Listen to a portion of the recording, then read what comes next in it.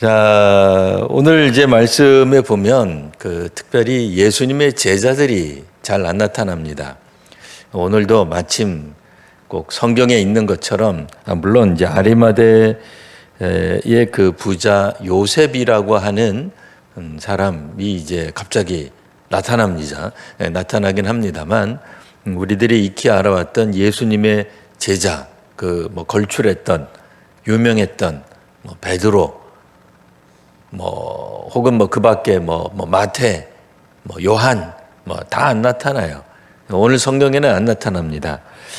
주로 나타난 사람들 이야기 이 명단을 보니까 대부분 여자였어요. 설교가 곁길로 가면 안 되는데, 우리 교회도 남자 제자들은 안 보입니다. 이 성경대로 가는 거니까 놀랄 일은 전혀 아닙니다.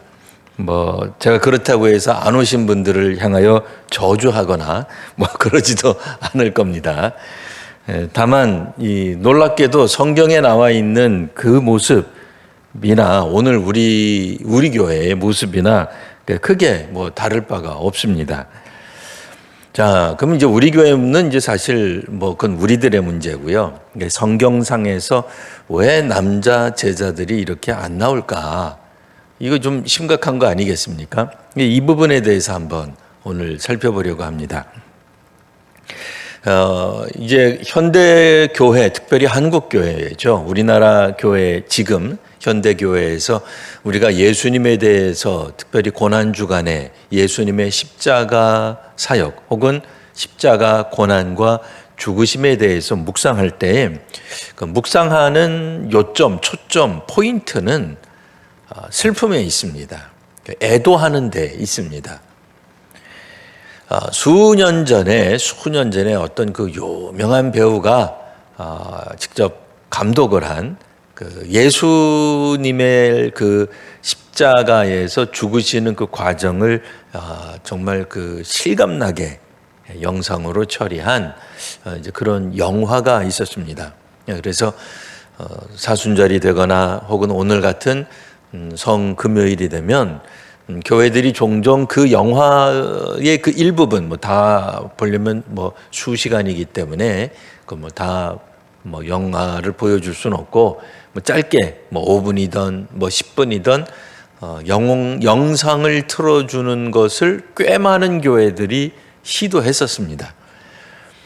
그리고 그 영상을 보면서 우리가 느낀 바는 그동안에 막연하게 여겼던 예수님의 고난, 피 흘리심, 채찍질, 매맞으심, 이것이 너무나 우리의 그 마음에 와닿는 이제 그런 영상으로 이렇게 이제 우리 특별히 한국 교회 성도들의 마음에 많은 이제 감동을 주었던 게 사실입니다.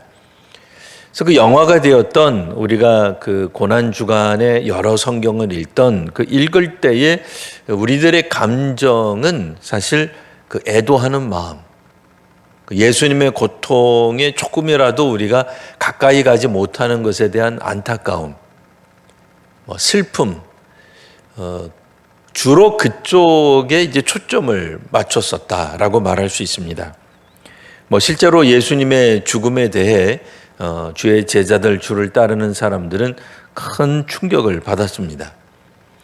예루살렘으로 가면 이제 새로운 시대, 새로운 나라가 올 것으로 기대했는데 웬걸 예수님은 허무하게 어떻게 보면 무력할 정도로 예수님을 잡으러 온 사람들에게 반항하지 않고 도리어 저항하는 예수님의 제자들을 말리기까지 하시는 그런 모습을 보여주셨습니다. 성경을 통해서 우리가 알거니와 조롱하는 수많은 사람들이 예수님을 향해서 내가 만일 하나님의 아들이어든 십자가에서 내려와라. 내가 만일 유대인의 왕이고 우리들의 왕이고 정말 메시아라면 너부터 구원해야 될 게 아니냐라고 하는 수많은 조롱이 있었지만 그 조롱의 내용을 또 뒤집어서 생각해 보면 결코 불가능한 이야기는 아니었다라고도 볼 수 있습니다. 예수님 제자들이 듣기에는 물론 예수님을 조롱하는 말이긴 했습니다만 제자들 마음 한구석에는 그런 마음도 있을 법한 거예요. 아니 주님 뭐 하십니까? 나사로 살린 거 잊으셨습니까? 귀신 쫓아낸 건 뭡니까? 지난달 우리 앞에서 물 위로 걸어오신 건 뭡니까? 뭐 그런 생각 안 했을까요? 그러니까 제자들이 지금까지 본 게 헛것이었나요? 확실했잖아요. 예수님이 보여주신 기적은 그동안 성경에 나타나 있던 구약에 있었던 그 어떤 위대했던 성인들, 혹은 의인들, 선지자들이 보여준 기적에 비할 바가 아니 비할 수조차 없죠. 그 짧은 시간 동안에 예수께서 보여주셨던 능력은 어떤 측면에서 보면 그 예수님을 조롱했던 사람들의 말을 무색해 할 수 있습니다. 그런데 예수께서 별세하신 거예요. 돌아가신 겁니다. 그런 측면에서 주의 제자들 가운데 물론 슬픔이 있었을 겁니다. 예수님이 저렇게까지 맞으시고, 근데 실제로 주의 제자들은 오늘 우리들이 떠오르는 최소한 그 12명의 제자들은 그런 모습을 잘 못 보았을 거예요. 왜요? 대부분 도망갔으니까요. 실제로는 도망갔잖아요.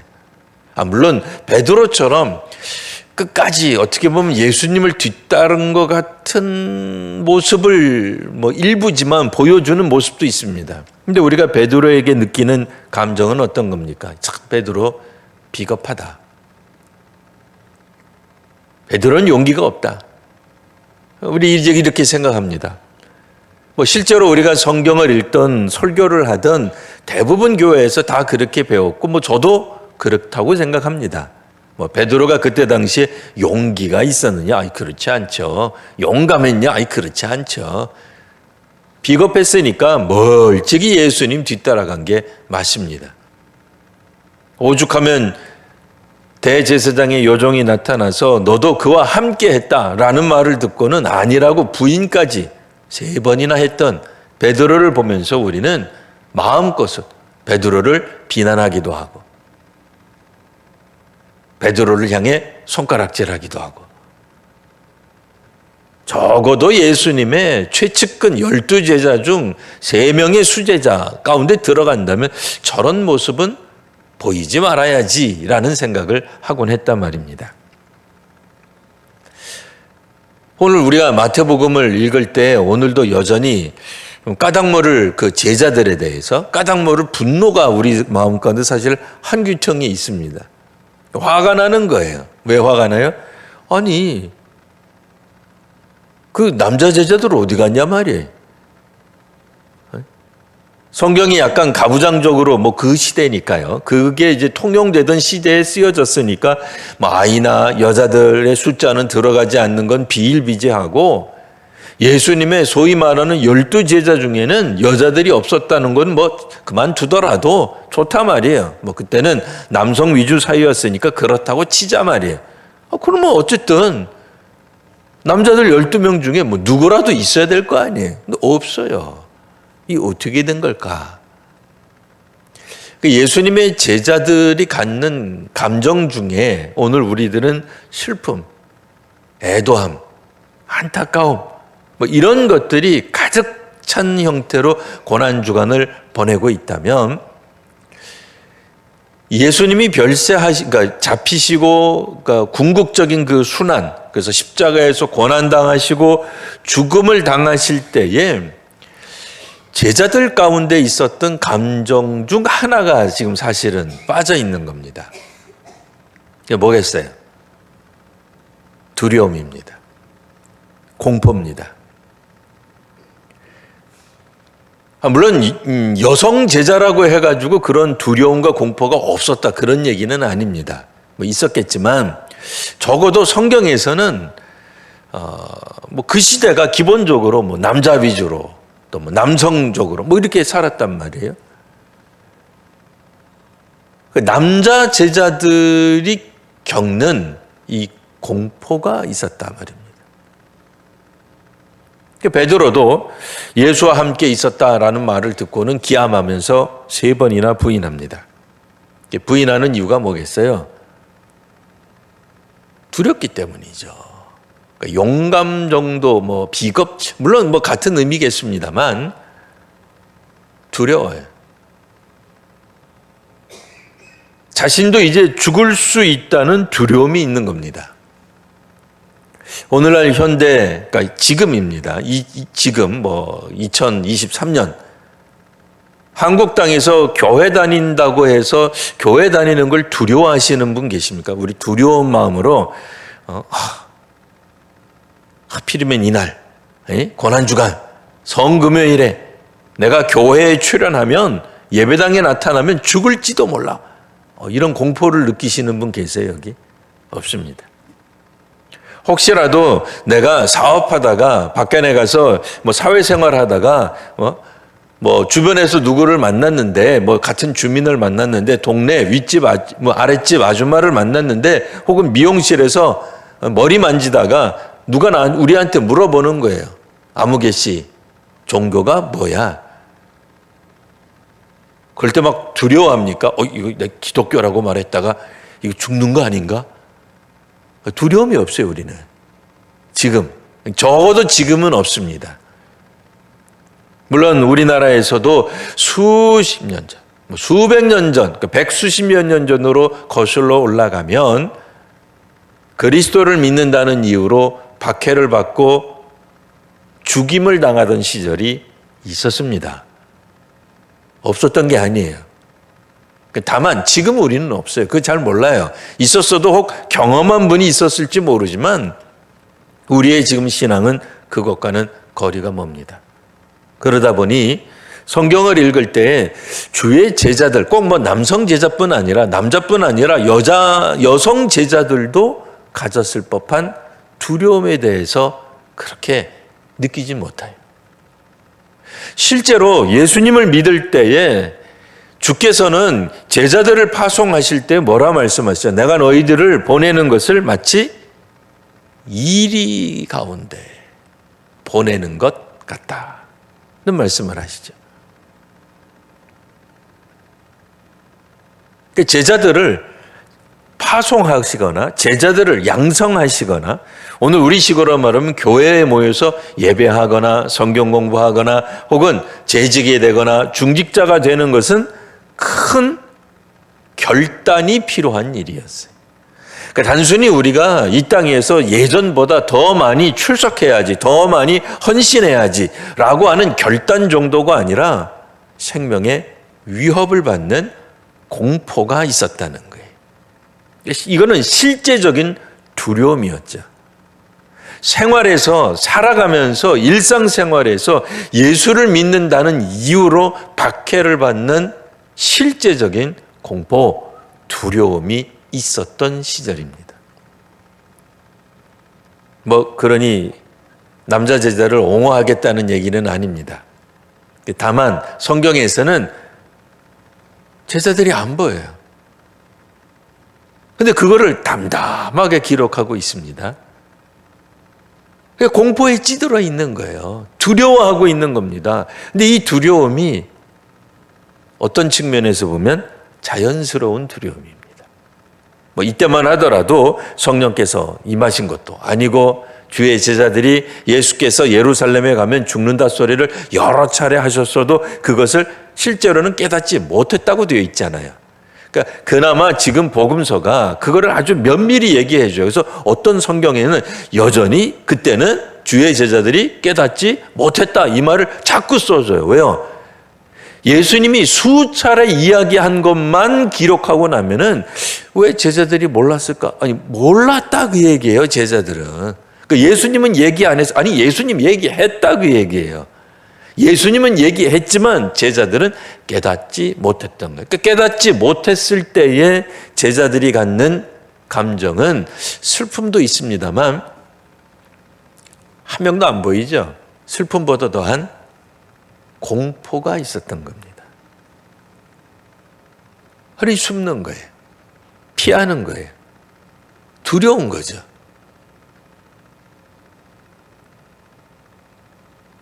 그러니까 그런 측면에서 오늘 우리가 한번 이렇게 상상의 나래를 펴서 뭐 그러면 안 됩니다만 마침 이제 우리 오신 분들은 뭐 이건 상상이에요, 상상. 이제 오늘 우리가 이 집회 끝나고 기도회 끝나고 나가실 때 로마 군병들이 혹은 우리 뭐 같은 동족 유대인들이 그들이 이제 정치 뭐 혹은 종교 권력자들 혹은 그들과 동조했던 군중들이 우리의 말씨, 그러니까 우리의 말투, 그러니까 이제 갈릴리 말투죠. 우리도 보면 아무리 해도 노력이 안 되신, 노력을 해도 우리가 다 알잖아요. 우리 권사님들 어디 출신인지 말을 안 해도 알아요. 왜? 말씀하시는 가운데 그 사투리가 튀어나온단 말이에요. 그러니까 갈릴리 어투가 튀어나오는 거예요. 베드로 같은 경우에는. 예수님과 함께 했던 그 처음서부터 함께 했던 사람들은 대부분 갈릴리 출신이거든요. 그러니까 그 갈릴리 어투를 속일 수가 없는 거예요. 그렇다고 한번 상상을 해보세요. 비록 우리가 여성 성도지만 뭐 여자 남자 그런 거 가리지 말고 우리 이제 나가게 되면 누군가가 우리를 예수를 믿는다 물어봐가지고 너 예수 알아? 너 예수 함께 했지? 너 그때 했던 그 사람 맞아? 너 말투를 보니까 그와 함께 있었구만. 이라는 어떤 이야기를 받을 것이라는 상상이에요, 상상. 상상을 하고 나간다고 생각하면 나갈 때 어떻게 나가시겠어요? 여기는 불 다 끄고 한꺼번에 우르르 못 나가고 한 명씩 나가겠죠? 네, 조용히 나가지 않겠어요?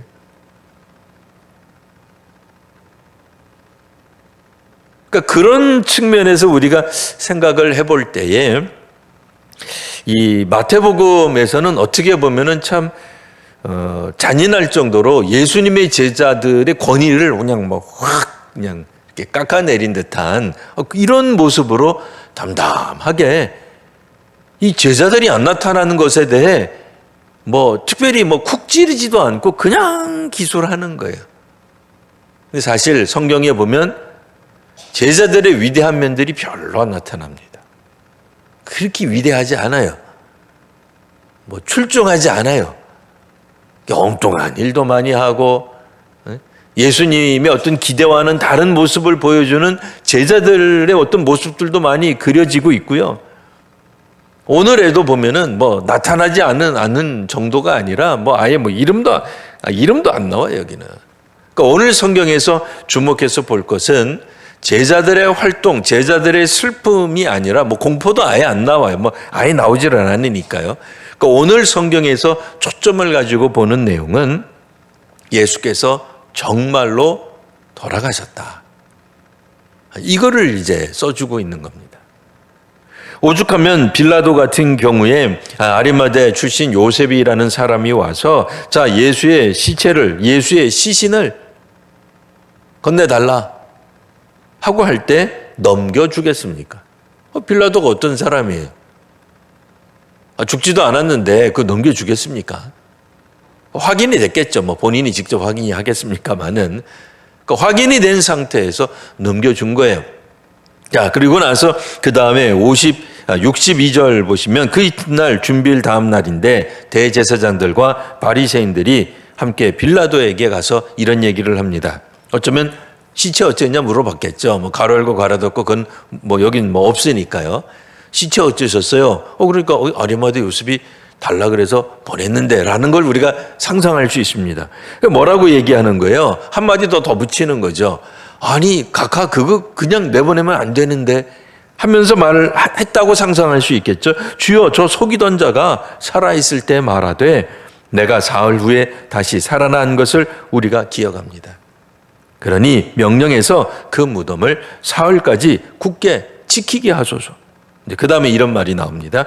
그의 제자들이 와서 시체를 도둑질하여 가고 백성에게 말하되 그가 죽은 자 가운데서 살아났다 하면 후의 소금이 전보다 더 클까 합니다. 이제 누구도 잡아야 되는 거예요? 예수의 제자로 추정되는 인물도 훨씬 더 못하게 해야 되는 거예요. 물론 주의 제자들이 이 대목을 다 당시에는 몰랐겠죠. 그렇죠. 당시에는 몰랐을 겁니다만, 근데 그래도 이 정도 분위기는 예상했을 것 같아요.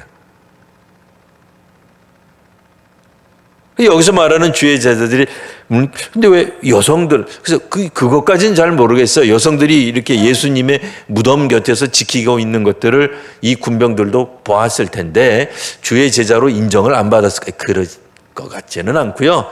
소위 말하는 갈릴리 말하는 사람들이 주된 추포, 이제 붙잡는 어떤 대상이었다라고 생각할 수 있는 대목입니다. 여하튼 주의 제자들도 감히 예수님의 무덤 곁에 함부로 나타날 수 없었을 것이다 라고 하는 게 자연스럽게 여겨집니다.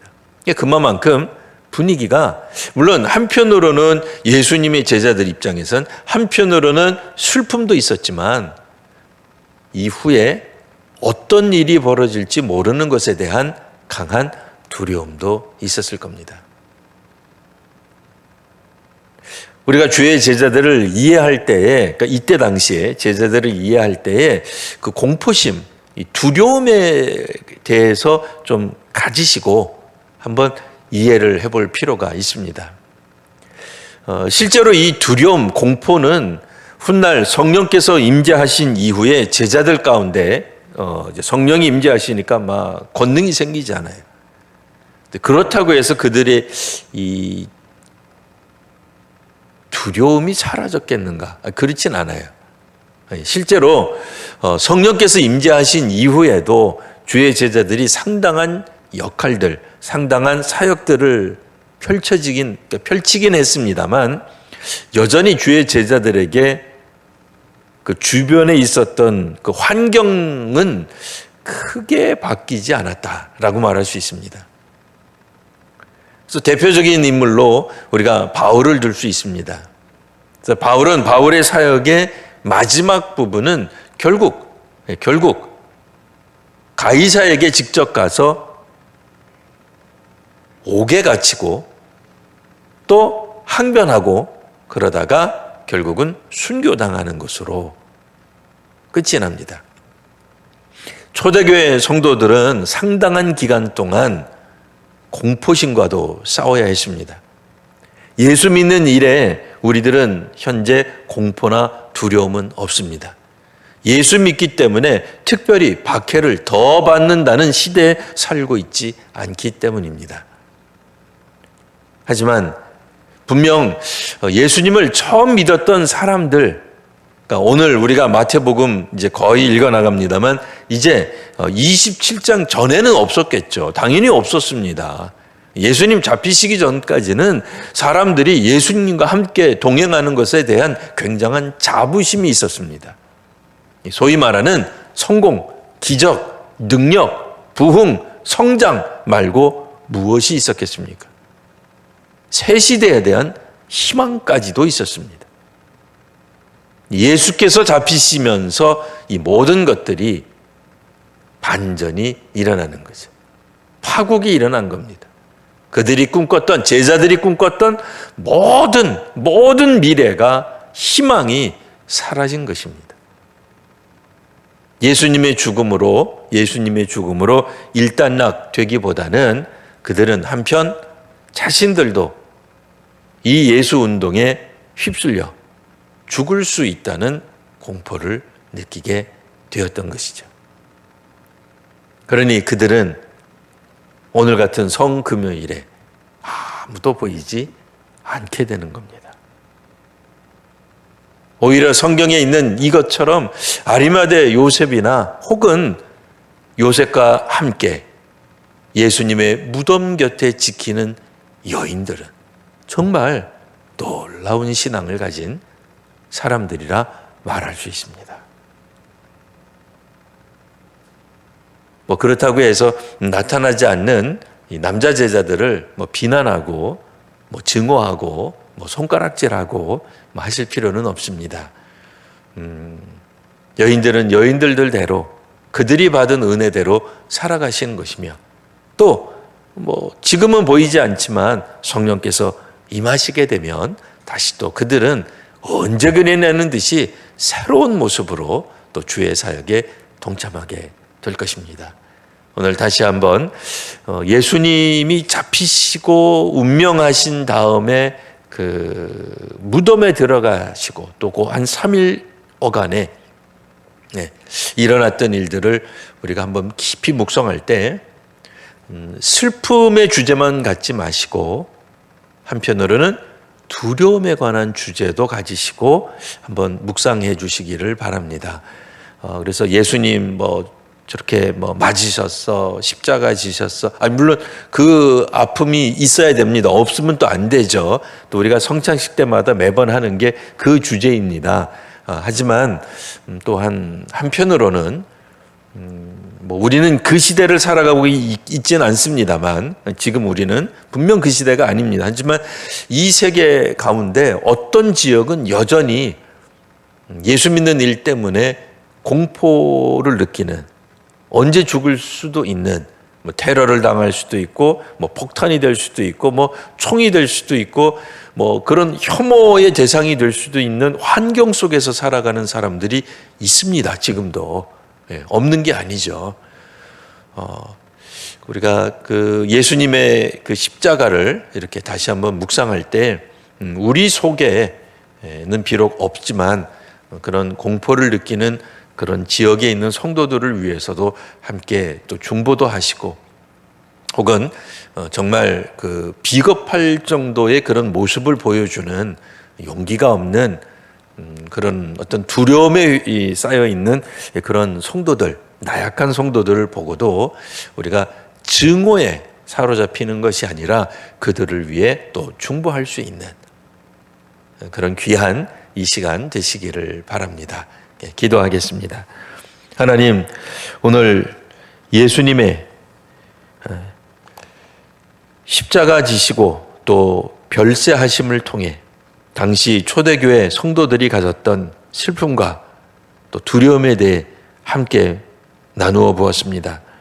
주님, 오늘 이 시대에는 두려움이 없이 믿고 또 신앙하지만 우리 주변 환경이 편하기 때문에 우리가 예수 믿는 것에 대한 두려움이 없는 것뿐이지, 실제로 저희들이 주님을 위해 헌신코자 할 때 두려움이 있습니다.